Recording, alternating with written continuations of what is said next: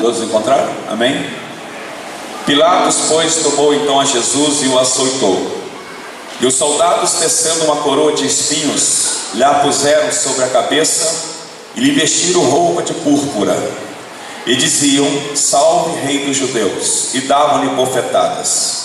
Então Pilatos saiu outra vez fora e disse-lhe: eis aqui vou-lo trago fora, para que saibais que não acho nele crime algum. Saiu, pois, Jesus fora, levando a coroa de espinhos e roupa de púrpura, e disse-lhes Pilatos: eis aqui o homem. Vendo-o, pois, os principais dos sacerdotes, os servos, clamaram dizendo: crucifica-o, crucifica-o. Disse-lhe Pilatos: tomai-o vós e crucificai-o, porque eu nenhum crime acho nele. Respondeu-lhe os judeus: nós temos uma lei, e segundo a nossa lei deve morrer, porque se fez filho de Deus. E Pilatos, quando ouviu esta palavra, mais atemorizado ficou, e entrou outra vez na audiência, e disse a Jesus: de onde és tu? Mas Jesus não lhe deu resposta. Disse, pois, Pilatos: não me falas a mim? Não sabes tu que tenho poder para te crucificar e tenho poder para te soltar? Respondeu Jesus: nenhum poder terias contra mim, se de cima não te fosse dado, mas aquele que me entregou a ti maior pecado tem. Desde então Pilatos procurava soltá-lo, mas os judeus clamavam dizendo: se soltas este, não és amigo de César. Qualquer que se faz rei é contra César. Ouvindo, pois, Pilatos este dito, levou Jesus para fora e assentou-se no tribunal, no lugar chamado Litóstratos, e em hebraico é Gabatá, e era a preparação da Páscoa, e quase a hora sexta, e disse aos judeus: eis aqui o vosso rei. Mas eles bradavam: tira, tira, crucifica-o. Disse-lhe Pilatos: hei de crucificar o vosso rei? Responderam os principais dos sacerdotes: não temos rei senão César. Então, consequentemente, entregou-lhe para que fosse crucificado. E tomaram Jesus e o levaram. E levando ele as costas da sua cruz, saiu para o lugar chamado Caveira, que em hebraico se chama Gólgota, onde o crucificaram, e com ele outros dois, um de cada lado, e Jesus no meio. E Pilatos escreveu também um título e pô-lo em cima da cruz, e nele estava escrito: Jesus Nazareno, o rei dos judeus. Amém? Vamos parar aí. Queridos, fala sobre a crucificação de Jesus. E a verdade é que muitas pessoas acham, entendem que Jesus foi preso pelos soldados romanos. Jesus, na verdade, ele sendo Deus, nenhum homem, nenhum exército teria poder de prendê-lo, se não fosse da vontade do Pai que cumprisse assim. Necessário se foi para que ele pudesse chegar à cruz, e na cruz ele derrotar o inimigo número 1 de Deus, e o nosso inimigo, que é Satanás. Então Jesus, ele deixou-se levar, ele se doou para a salvação da humanidade. Jesus não foi preso porque ele não tinha poder, ou porque ele foi inferior àqueles soldados. Ele mesmo disse a Pedro, quando Pedro tirou a espada e cortou a orelha de Malco, ele falou: Pedro, coloca essa espada na bainha, porque quem com ferro fere, com ferro será ferido. Porventura, Pedro, eu não poderia invocar miríades de anjos aqui e exterminaria todos esses homens? Então, na verdade, Jesus, ele não foi preso, ele se doou por nós. Ele foi para a cruz para pagar o preço. E eu quero falar com você esta noite sobre a revelação da cruz. Veja bem que conhecer Jesus é receber a revelação da cruz, é experimentar o poder de Deus através do que Jesus sofreu para alcançar a nossa redenção. Veja bem que a experiência da cruz é um milagre, não é isso? Porque na cruz a Bíblia fala que maldito é aquele que foi para a cruz, o que era sendo levado para a cruz. Então nós que deveríamos pagar o preço da cruz, mas Jesus se fez maldito por nós. Ele fez uma troca, ele pagou o preço do resgate, ele foi em nosso lugar, ou seja, todo o mal. Por isso que naquele momento diz a Escritura que ele levou sobre ele todos os nossos pecados, todas as nossas enfermidades de toda a humanidade. Naquele momento da cruz, Jesus se sentiu só, Jesus sentiu-se abandonado, porque estava sobre ele o pecado da humanidade, não é verdade? Então ele levou uma carga de toda a humanidade, mas Deus o ressuscitou, né, ao terceiro dia. Viver a experiência da cruz é um milagre, e o Senhor toma o nosso espírito, trasladando até o momento de sua maior agonia, e literalmente chegamos a ser um com ele. Jesus não morreu para ser admirado como mártir, nem para que o povo se sentisse compaixão dele, né? Tampouco fez para ser famoso, mas sim, a sua missão foi tomar o meu lugar, foi tomar o teu lugar, foi tomar o lugar de todo pecador, porque a Bíblia fala que o pecado, ele separa-nos de Deus. A Bíblia diz que todos pecaram e separados estão da glória de Deus.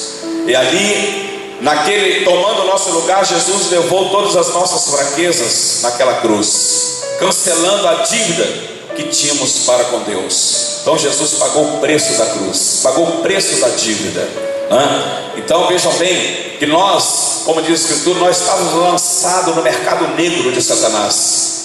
O homem não tinha nenhuma esperança, não é isso? Até Jesus, o homem não sabia o que viria a ele depois da morte física, não sabia, não tinha esperança do que esperava do outro lado, que tinha salvação. Mas Jesus veio para ser Salvador, Jesus veio para reconciliar o homem com Deus. E quando nós compreendemos esta revelação, nós sentimos que a morte de Jesus passa a ser também a nossa própria morte, porque a morte de Jesus nos leva a entender que nós precisamos morrer para o mundo, nós precisamos morrer para as mazelas deste mundo, e para termos vida, e vida em Jesus.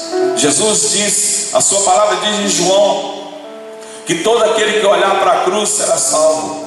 Moisés levantou uma serpente no deserto, para que todos aqueles homens, quando eles fossem picados de víboras, para que não morressem.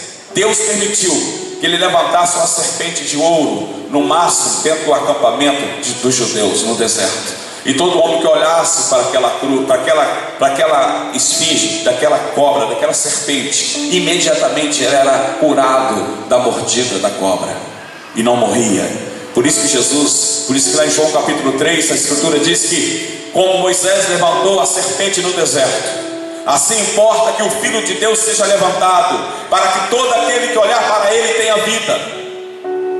Todo aquele que olha para Jesus passa da morte para a vida. Todo aquele que recebe a Jesus passa a ter a vida eterna. Salmos capítulo 22, versículo 1 e 2. Jesus podia ver como os demônios, com toda a sua fúria, vinham contra ele como fortes touros de Bazã, e como leões famintos que abriu a sua boca rugindo com toda a classe de palavras perniciosas, procurando que fosse delimitado em sua fé. E assim Jesus também ele pôde, naquele momento da cruz, ele pôde contemplar a fúria de Satanás, ele pôde ver a fúria de todos os demônios como os touros loucos querendo devorá-lo. Os sacerdotes religiosos, os doutores da lei, aqueles homens levaram Jesus para a cruz. Aqueles homens tinham inveja de Jesus, mas eles, loucos por ele não sabiam que Jesus era o Filho de Deus, e não sabia que Jesus era Deus. Vejam bem que nascer na revelação da cruz, devemos ir diariamente à cruz para achar a revelação e inspiração de Deus. Paulo, ele disse, diariamente eu morro. Então, na verdade, precisamos entender, né, a revelação e nascer da revelação da cruz. Jesus tomou o lugar da maldição. Deus deu a conhecer a condição espiritual do seu povo. Isaías capítulo 1, eu queria que você pudesse ler comigo, capítulo 1, versículo 2 a 5 de Isaías. Deus fez reconhecer como que estava o seu povo.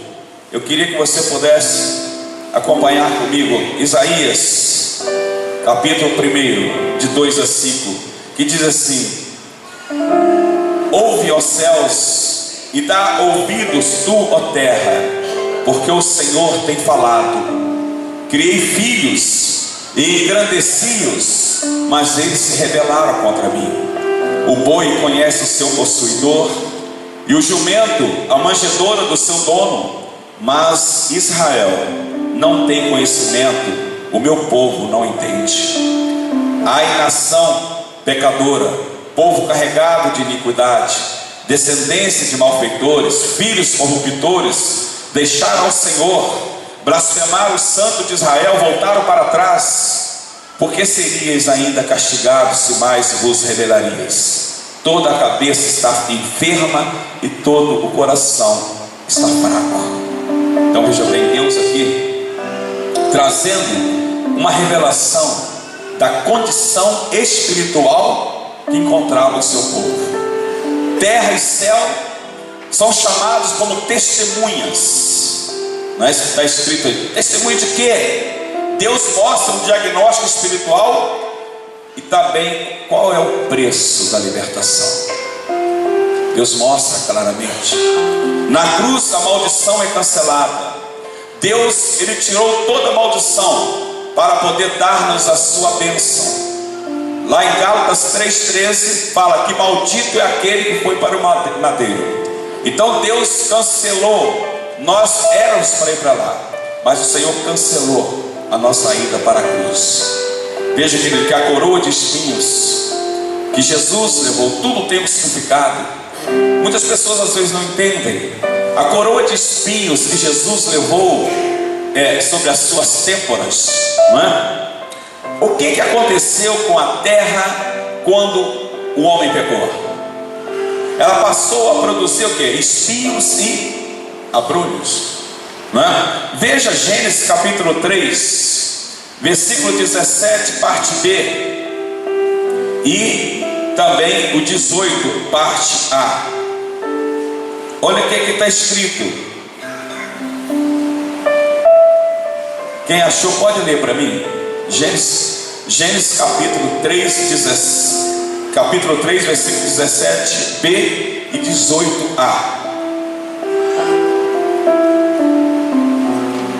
Quem pode ler? Maldita é a terra por tua causa, em fadiga comerás todos os dias da tua vida, ela te produzirá espinhos e abrolhos. Então ela passou a produzir espinhos e abrolhos. Amém? Até então a terra, ela não era amaldiçoada. Até então a terra não tinha espinhos. A terra só produzia coisas boas para a alimentação do homem. Após o pecado, a terra passou a produzir espinhos e abrolhos. Então Deus, veja bem, e agora a coroa de espinho que Jesus colocou, que foi colocado em sua têmpora, ela foi feita de uma coroa de espinhos. Amém? De planta, de mato, de abrolhos. Os espinhos e abrolhos representam ruína. E Jesus aceitou levar sobre suas têmporas essa terrível opressão que tinha flagelado a humanidade. Isaías 53, versículo 3 e 4, eu gostaria que você pudesse ler comigo. Isaías 53, versículo 3 e 4.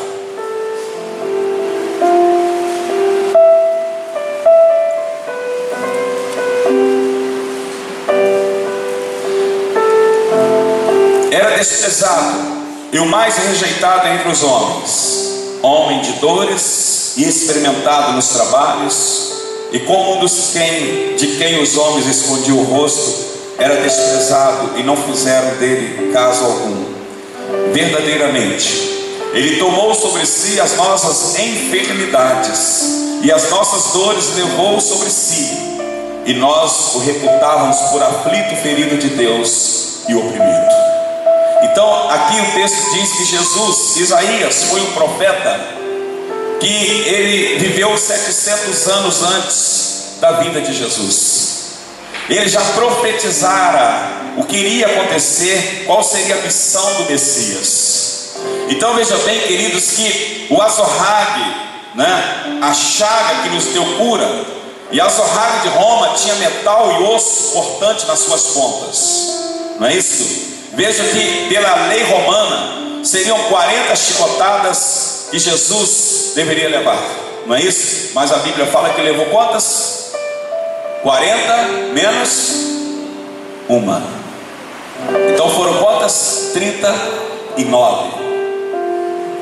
A Bíblia fala que Isaías, que verdadeiramente ele levou sobre si as nossas enfermidades.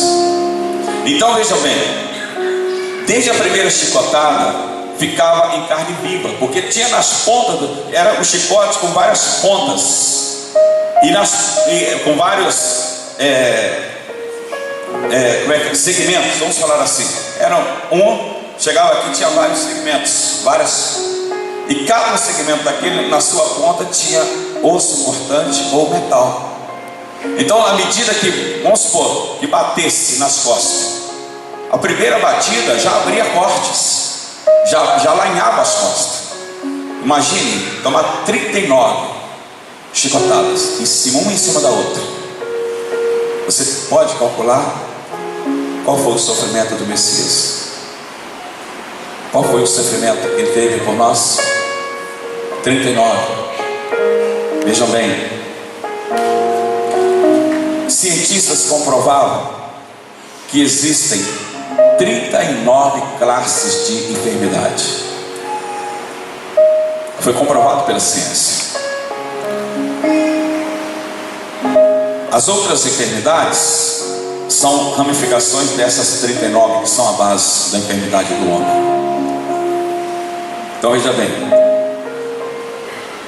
não é casualidade Jesus ter tomado 39 chicotadas. Verdadeiramente ele levou sobre si as nossas enfermidades. Veja que toda a enfermidade ficou cancelada nas costas de Jesus. O que diz o versículo 5 de Isaías 53? Quem pode ler para mim? E agora, e tenho eu aqui, perdão, mas ele foi ferido pelas nossas transgressões e moído pelas nossas iniquidades. O castigo que nos traz a paz estava sobre ele, e pelas suas pisaduras fomos sarados. Amém? Então veja bem, Jesus, ele teve os cravos em suas mãos. Amém? O cravo na mão é livre de culpa, para nos livrar das culpas. A Bíblia fala que o sangue de Jesus nos purifica de toda a iniquidade. A Bíblia fala que se nós confessarmos os nossos pecados, Deus é fiel e justo para nos perdoar os pecados e nos purificar. Amém? Que purificação é essa? É tirar o peso da culpa da nossa consciência. Ele perdoa os seus pecados e te liberta. Porque quando você confessa seu pecado, você não tem como mais alguém te acusar dele. A Bíblia fala em Provérbios 28:13 aqui: aquele que cobre as suas transgressões nunca prosperará, mas aquele que confessa e deixa alcançará a misericórdia de Deus. Então, na verdade, Deus, quando lhe perdoa, é como diz lá em Miqueias, é como ele tivesse pegado os seus pecados e lançado nas profundezas do mar. E ali diz um escritor que alguém botou uma placa: é proibido pescar. Não tem como Satanás pegar o teu pecado que foi cancelado na cruz, que foi confessado a Jesus, alguém lançá-lo no teu rosto. Amém? Porque Jesus te perdoou e cancelou e te purificou de toda a culpa. Tu não tem que estar com a tua consciência pesada, não, porque o Senhor te perdoou, Ele te libertou. Por isso o Filho de Deus veio a este mundo. Veja bem que o primeiro cravo te livra da culpa, o segundo cravo, os argumentos são cancelados, como eu já disse aqui. E o terceiro cravo, vitória sobre a opressão. Jesus ainda foi ferido com a lança que transpassou.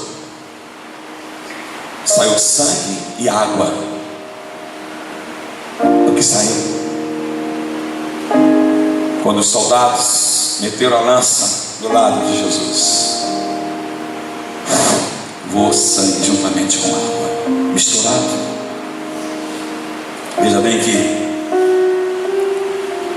se comprova cientificamente quando isso acontece com um homem, é porque o coração da pessoa explodiu. O coração de Jesus explodiu. E você pode dizer neste momento: meu coração está tão ferido, eu estou tão magoado, eu estou tão triste. Mas Jesus, o ferido no coração dele foi explodido, não foi à toa. Ele disse para você: mas o meu coração explodiu para que o seu coração seja sarado, para que as suas emoções sejam restauradas. Você precisa levar tudo para os pés da cruz. O coração do nosso Senhor, ele explodiu. Ele explodiu por você, por mim, para que as nossas culpas, as nossas feridas, para que o nosso coração, para que as nossas emoções sejam restauradas. Vejam bem, querido, o que o sangue de Jesus fez por nós. Levítico capítulo 16, versículo 14, fala-nos das 7 aspersões. Não é isso?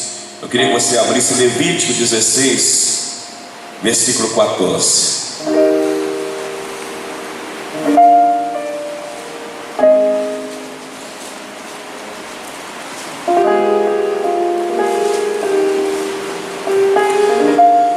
E tomará do sangue do novilho, e com o seu dedo espargirá sobre a face do propiciatório para o lado oriental, e perante o propiciatório espargirá 7 vezes do sangue com o seu dedo. Então veja que antigamente, no Antigo Testamento, para a purificação de pecado, havia uma necessidade de sacrificar um animal. Geralmente era um cordeiro, sem mancha, sem defeito. E aqui fala que tomará do sangue do novilho também. Aqui poderia ser novilho. E com o seu dedo espargirá sobre a face do propiciatório para o lado oriental, e perante o propiciatório espargirá 7 vezes do sangue com o seu dedo. Veja que Jesus aspergiu sangue 7 vezes. Veja que foi através do seu suor, que está lá em Lucas capítulo 22, versículo 44. Eu queria que alguém pudesse ler para mim Lucas 22, 44.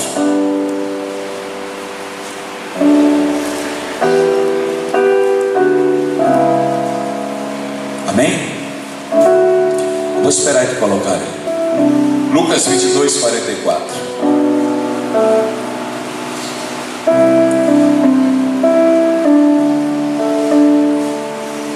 E posto em agonia, orava mais intensamente, e o seu suor tornou-se em grandes gotas de sangue que corriam até ao chão.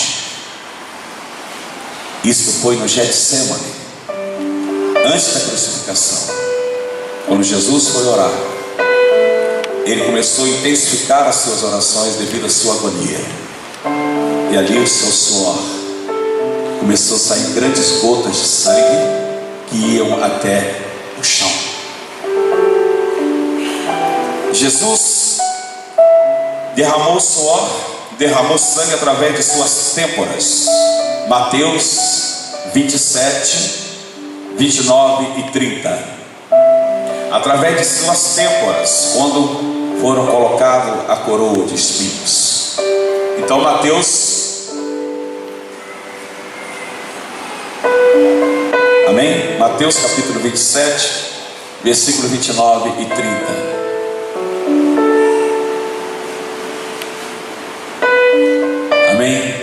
E tecendo uma coroa de espinhos, puseram-na na cabeça, e em sua mão direita uma cana, e ajoelhando diante dele, o escarneciam, dizendo: Salve, Rei dos Judeus!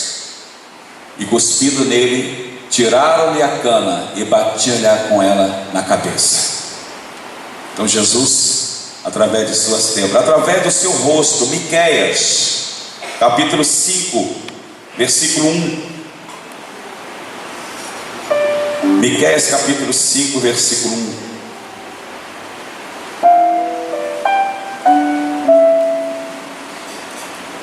Agora junta-te em tropas, ó filho de tropas, por se há cerco contra nós, ferirão com a vara na face ao juiz de Israel. E ainda existe uma outra passagem que está lá em Isaías 52, versículo 14, que diz o texto: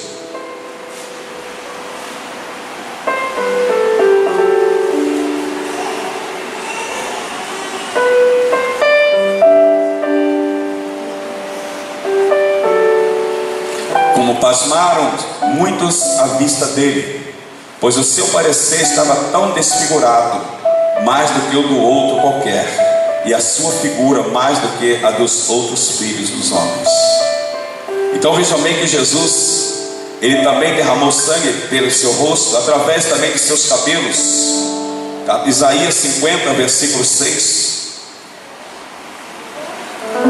Isaías capítulo 50, versículo 6 diz que: as minhas costas ofereci aos que me feriam, e a minha face aos que me arrancavam os cabelos. Não escondi a minha face dos que me afrontavam e me cuspiam. Então, na verdade, Jesus também, através de sua face, ele derramou dos seus cabelos sangue, através das suas costas. Através de suas costas, Mateus capítulo 27, versículo 26. Mateus 27, 26 diz: queria que você estivesse atento, seguindo. Mateus 27, versículo 26. Diz que: então soltou-lhes Barrabás, e tendo mandado açoitar a Jesus, entregou para ser crucificado. Então aí nas costas de Jesus também derramou sangue, através da crucificação, dos cravos, suas mãos, através do seu lado. Então lá em Mateus 27, 35 e Salmo 22, 16, fala através dos cravos em suas mãos, onde derramou sangue, através do seu lado, João 19, 34. Então na verdade Jesus, ele aspergiu sangue 7 vezes, como também estava lá no Antigo Testamento. Então veja bem que as suas mãos, os seus pés, as suas costas, o seu lado, as suas têmporas, é que nos limpa do pecado e de toda maldade. Vejam bem que sem derramamento de sangue não há remissão. Então Jesus derramou o seu sangue, pagou o preço da cruz do Calvário para nos resgatar da morte. Jesus pagou o preço da cruz do Calvário para nos resgatar das mãos de Satanás.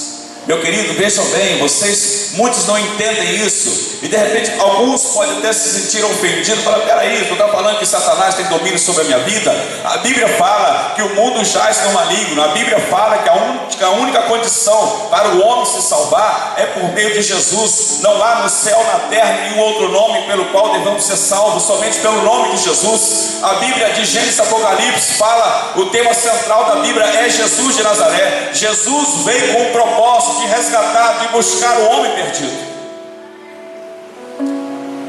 Se nós não estivéssemos doentes, se o homem não tivesse pecado, Jesus não teria necessidade de ter vindo pagar o preço. Por isso que Jesus disse: eu vim, o médico os sãos não precisam de médicos, somente os doentes. E Jesus veio porque toda a humanidade está doente, toda a humanidade está ferida pelo pecado.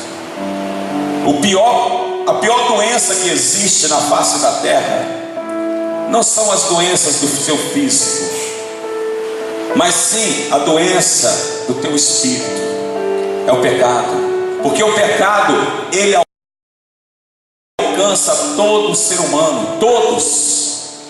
E somente o antídoto para combater esse mal é somente pelo sangue de Jesus Cristo. Não existe outro remédio. Então a revelação da cruz, aquele que entende a revelação da cruz, passa a viver o milagre de Deus. E o maior milagre de Deus na vida do homem é a vida eterna. Todos nós queremos, Jesus veio para salvar, Jesus veio para curar as enfermidades. Muitas pessoas são curadas de suas enfermidades, não é verdade? Muitas pessoas têm as suas enfermidades curadas através de Deus diretamente, ou através de Deus, através dos médicos. Porque muitos não entendem, os médicos também são usados por Deus, independente da religião deles, porque é Deus quem capacita eles para curar. Mas por mais que você protege isso, por mais que você seja curado do teu físico, mas se você partir sem Jesus, não tem meio termo, é condenação. É o que a Bíblia nos relata. Então você precisa entender que o preço da cruz do Calvário, o preço que Jesus pagou pela sua vida, como diz Pedro, não foi por prata nem com ouro que você foi comprado, mas com o precioso sangue de Jesus. O Filho de Deus entregou-se por amor, entregou-se incondicionalmente, Ele não botou condição. Porque se Deus fosse olhar para mim, para você, para ver se nós tivéssemos alguma coisa boa para ser salvo, nós não merecíamos, porque nós nada de bom temos em nós, mas Deus pagou o preço. Devemos aplicar o sangue de Jesus em um ato de fé de maneira permanente. A bênção perpétua de Deus estará conosco. Aprenda a viver na limpeza que outorga o sangue de Jesus Cristo, e teremos vitória eternamente sobre o inimigo das nossas almas. Então, querido, veja bem, Jesus pagou o preço pela sua vida, pagou o preço alto. Ele não fez acepção de você, Ele não excluiu você dos planos dele. Deus tem um propósito para a sua vida. Agora, tudo foi consumado, o grito foi dado na cruz, tudo consumado está. Agora depende de cada um, você se render ao Pai e dizer: eu aceito esse plano, eu quero isso para a minha vida. A decisão só você pode tomar, só você pode fazer essa decisão. Ninguém pode fazê-la por você, nem teu marido, nem tua esposa, nem teus irmãos, nem teus pais, só você. Tudo que precisava ser feito foi feito na cruz. O Filho de Deus foi à cruz, Deus o ressuscitou dentre os mortos ao terceiro dia. Se você ver no capítulo 20 de João, logo no capítulo à frente do que nós lemos, ali Jesus, ao terceiro dia após se ressuscitar, Ele apareceu aos seus discípulos. E ali Tomé não estava presente. Tomé, quando chegou, os discípulos se alegraram, Tomé duvidou. Então Jesus, Ele ressuscitou, Ele vive. Se Jesus não tivesse triunfado sobre a morte, o que seria de nós? Se Jesus não tivesse vencido a morte, que nem mesmo a morte pôde detê-lo, amém? A morte não pôde deter Jesus na tumba, Ele ressuscitou no terceiro dia. Agora imagine se Jesus tivesse ficado na tumba, o que seria de nós? O que seria do homem? Qual a esperança que você teria? Qual é a fé que você ia colocar? Se Jesus tivesse permanecido como um homem qualquer, comum, deitado naquela sepultura, nós não teríamos razões para estarmos aqui pregando. Eu não teria coragem. Se o Deus que eu sirvo, ou que eu gostaria de servir, eu soubesse que Ele morreu e não teve vitória, Ele morreu, qual seria o motivo de eu segui-lo? Não teria motivo, nenhuma razão para seguir. Mas Jesus ressuscitou ao terceiro dia. Ele ressuscitou ao terceiro dia. Nem a morte pôde detê-lo. E como diz a Escritura, assim como Deus o ressuscitou, naquele grande dia nós também seremos ressuscitados juntamente com Ele, para a glória de Deus.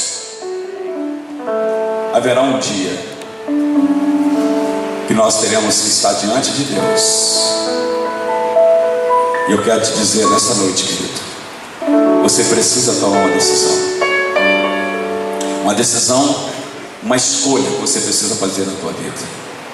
A nossa vida, ela é feita de escolhas. Não é isso? Você de repente escolhe coisas ruins, ou às vezes você escolhe coisas boas. Mas você escolher a salvação em Cristo Jesus, você escolher a vida eterna, é a melhor e maior escolha que você pode fazer na sua vida. Mas você é livre para escolher. Você quem precisa tomar essa decisão. Eu gostaria de saber se nesta noite, se há alguém entre nós que deseja fazer essa decisão. Se há alguém entre nós que hoje fala: olha, eu quero hoje, eu entendi a revelação da cruz, eu entendi porque Jesus aspergiu sangue 7 vezes, eu entendi qual o significado dos cravos nas suas mãos, das coroas de espinho nas suas têmporas, da lança ao seu lado. Eu entendi porque o coração de Jesus explodiu. Eu entendi que Ele ressuscitou-se dentre os mortos, e hoje eu quero receber Jesus. Alguém nesta noite quer hoje abrir o teu coração e falar: eu recebo a Jesus como meu Senhor e como meu Salvador. Ou se você um dia fez a sua decisão e por algum motivo você não deu seguimento à escolha que você fez, mas hoje você quer reafirmar isso, porque às vezes Deus constantemente Ele renovava a sua aliança com o seu povo, e às vezes nós precisamos renovar a nossa aliança, porque às vezes nós tomamos uma decisão, mas nós não seguimos, nós paramos. E hoje Deus quer estar te chamando: venha, porque eu quero fazer algo extraordinário na tua vida, porque o preço foi pago na cruz do Calvário. Eu quero saber se hoje você deseja reafirmar a sua decisão por Jesus. Eu quero saber se você hoje quer fazer: eu preciso de Jesus na minha vida. Se você quer fazer isso, eu quero te convidar em nome de Jesus. Se você não tenha vergonha, você levante a sua mão, fala: eu quero fazer essa decisão hoje, eu quero fazer essa escolha hoje. Quem já decidiu por Jesus, mas não tomou a iniciativa de fazer isso publicamente, você precisa fazer, porque a Bíblia fala que com o coração se crê com a justiça, e com a boca se faz confissão para a salvação.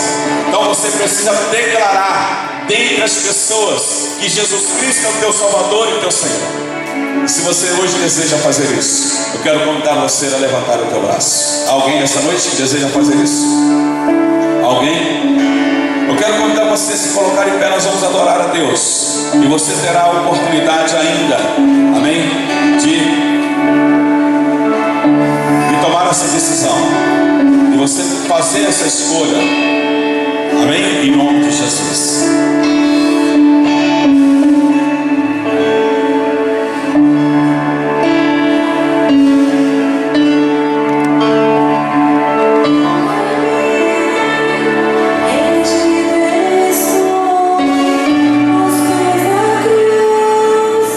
Me encontrei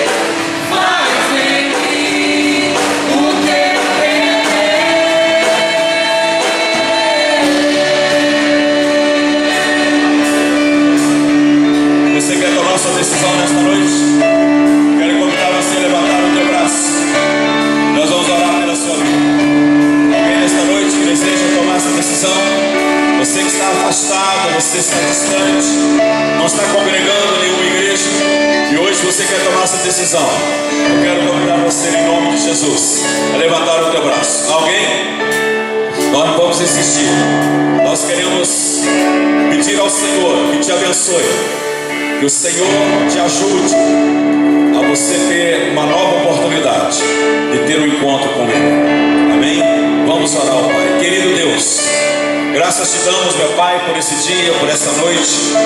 Queremos te agradecer, meu Deus, pelo privilégio e a oportunidade que tivemos de cultuarmos o teu nome. Queremos, ó Pai, nessa oportunidade de pedir por cada uma vida aqui, Senhor, por cada uma família. Queremos pedir e interceder pela vida dos nossos amigos que de repente estão aqui nessa noite, mas ainda não tomaram a decisão por Jesus. Que o Senhor possa conceder a eles uma nova oportunidade desse encontro e que eles possam fazer essa decisão, que é a melhor decisão que um homem possa fazer. Meu Deus querido, cubra-nos, ó Deus, com o sangue precioso de Jesus. Leva-nos em paz para nossas casas, nos dê uma noite tranquila na Tua presença, Senhor, e que a cada dia, ao despertarmos, tenhamos o desejo ardente de engrandecer o Teu nome, e bendizer o Teu nome, e fazer a Tua vontade. No nome de Jesus, nós oramos, ó Deus, e agradecemos. Amém e amém. Amém, querido? Deus abençoe a todos em nome de Jesus. Não saia sem antes abraçar pelo menos 3 pessoas perto de você e dizer o quanto você a ama em Cristo Jesus. Deus te abençoe.